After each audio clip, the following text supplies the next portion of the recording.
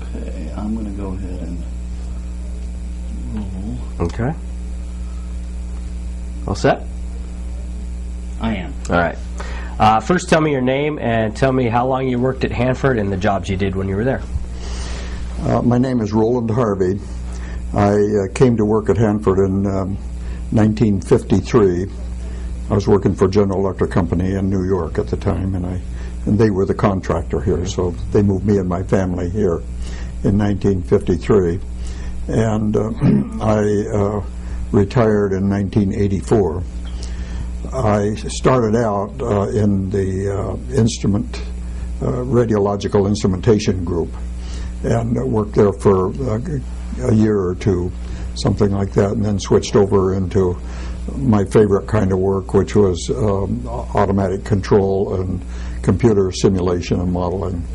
And so that's what I did for a good part of the time. So you started off in radiation monitoring. Tell me how it was done when you first got there and how that evolved, and how much more emphasis they put on it.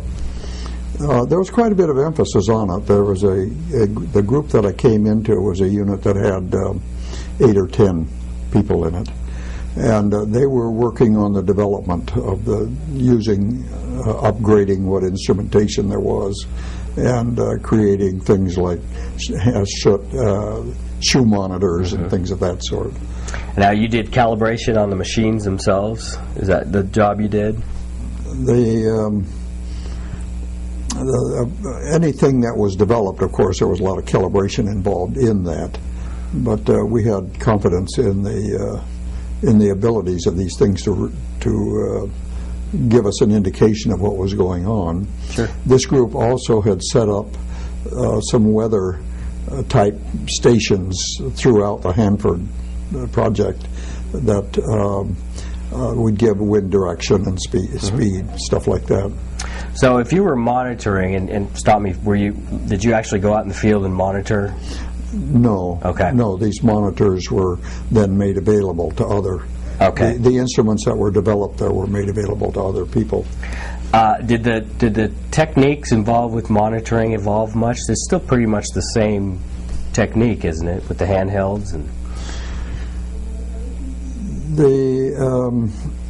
Yeah, there was new technology that was coming out at that time too, not just here, but in other nuclear facilities, and the scintillation detectors and things of that sort, you know. And the devices you worked with, did you notice that the exposure limits were coming down, and that you had to in turn make the devices mirror up that at all? I didn't notice that particularly, but the emphasis always was to become more sensitive and give more reliable results, of course. Now, at the time you started, you were probably quite aware of what the product was and what the process was and everything that went involved with that, right? No, not so. Oh. When I came in 1953,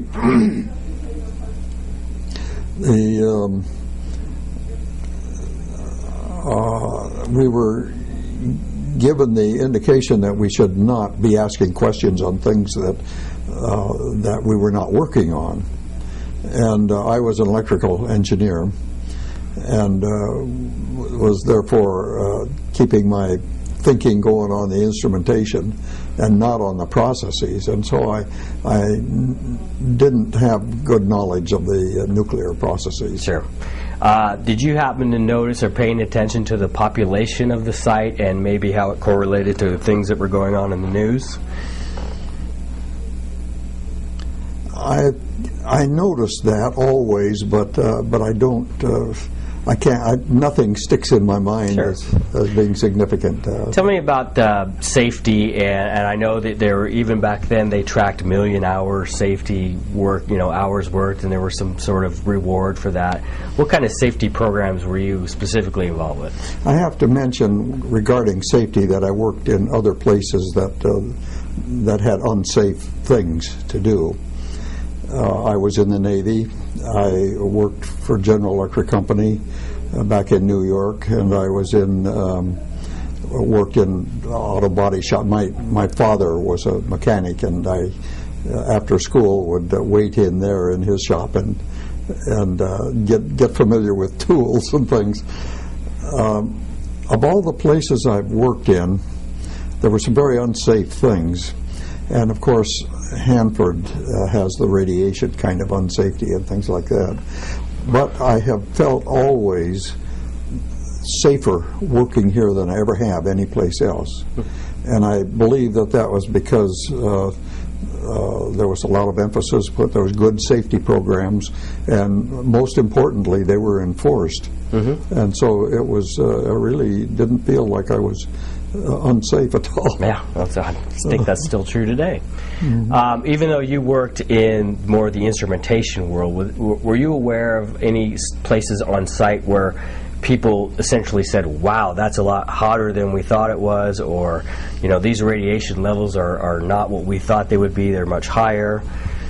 I don't recall any things of that sort, and I did move around with my work a bit too, but to me it seemed just matter of fact, you know, that we would be finding some things a little higher and some a little lower or something like that. Right.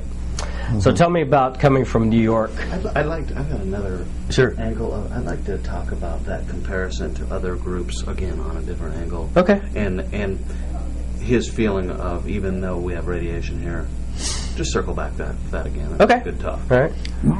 What's your other angle? You mean I've zoomed in significantly. Oh, okay. Okay. Quite wide. I got you. Okay. Roland, if you would just let's revisit what you were telling me about safety and how it related to what jobs you used to have or had at the time, and then when you came out here.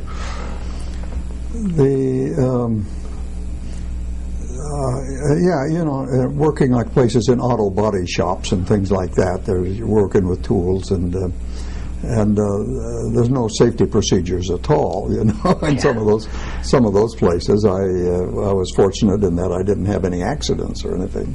So working around radiation, essentially you felt safe. I mean, you understood the chemistry of radiation, of course, but you, as a person, felt that they were looking out for you and that things were. I never did feel like I was getting exposed above what was a very safe and low amount. Yeah.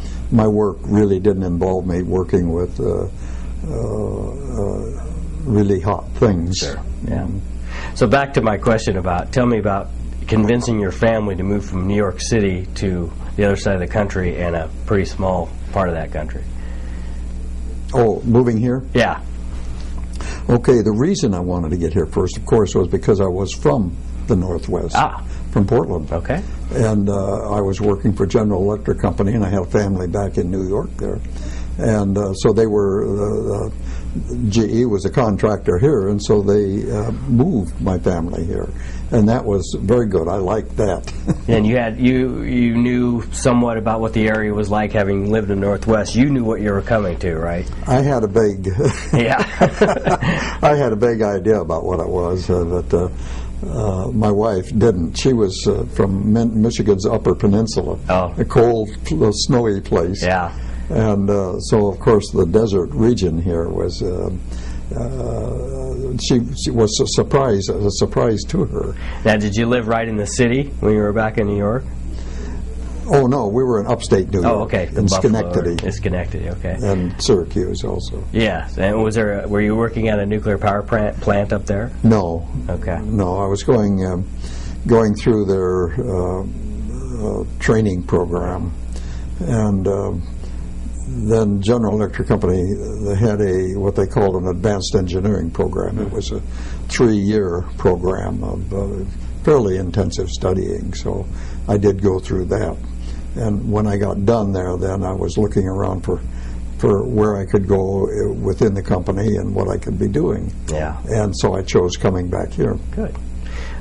You've lived here for a long time. I wonder what your thoughts are on how the cleanup progress has gone and what you eventually hope it will end up to be. Oh, the what progress? The cleanup progress, the cleanup of the site. The cleanup. Yeah. Yeah. When I first came, I wasn't much aware of the waste and the cleanup problems that were there. And so I kept focused on mostly the modeling and simulation and the things and computer things. And I had my best familiarity with analog computers. A lot of people aren't familiar with that, but they were sort of a precursor because things were much easier to model at that time and before advanced digital languages appeared. So the analog computer had just a natural good feel to it as far as setting up and modeling some sort of a process. And we modeled some during the studies and the build-up for the FFTF. In fact, modeled some of the heat transfer business, to keep that reactor cool and things of that sort. And it was pretty good. In some of the tests concerning the FFTF, it was at the sodium test facility. We were gaining information about liquid sodium and how it was controlled. And one of the things in order to test some valves was to shock them, temperature shock these valves. And so it was desired then to get as quick a change as you could possibly get in the temperature. And they had a heater that they could start up real fast and things of that sort.